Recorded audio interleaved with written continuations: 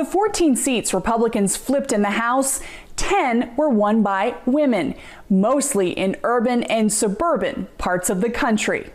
As Congresswoman Susan Brooks prepares to retire from Congress, she leaves a legacy after successfully recruiting and helping elect a new slate of conservative women to Congress.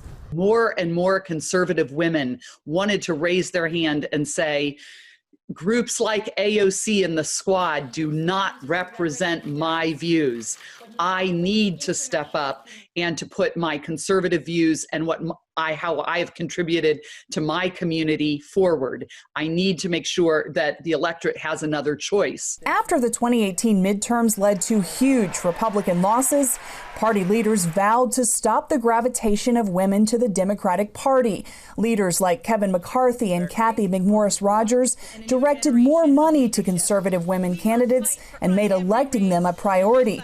A record 228 women ran, with 94 winning their primaries. The women, I think, just had messages that resonated, and they knew their districts. Republican strategists say this will help change the reputation of the GOP being the party of old white men. The Republican Party is diverse, and I think that you're starting to see that reflected in the candidate recruitment. So what can we expect in the 2022 midterms? I would much rather be Leader McCarthy than Speaker Pelosi or whoever comes behind her. That's because after the 2010 census, Republican majorities in state houses across the country dominated the drawing of congressional districts.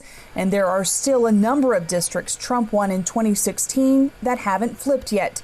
Add that to the great migration from liberal strongholds as more and more Americans leave states like New York and California. Those states will continue to lose congressional seats that could go to Republican strongholds. For now, Democrats have seen their House majority diminished. And once again, Best says the elites got it wrong. I think the conventional wisdom in Washington, D.C. and New York City was that President Trump was so unpopular, he was going to lose by a wide margin, and he was going to tank Republicans in the process, and that simply didn't occur. Meanwhile, Congresswoman Brooks is retiring and will fittingly be replaced by a Republican woman who happened to beat another woman running as a Democrat. Jennifer Wishon, CBN News.